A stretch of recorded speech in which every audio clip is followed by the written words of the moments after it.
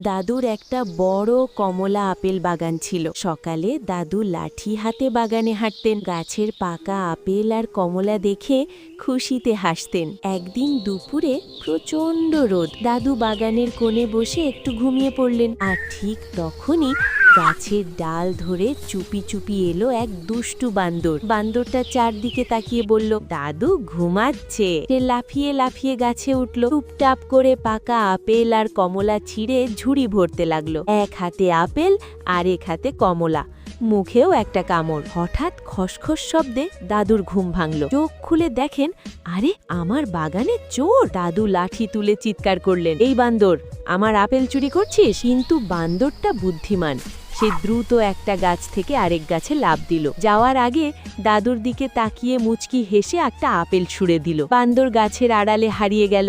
দাদু হেসে বললেন, যা বাবা, আজ তোরই ভাগ্য ভালো।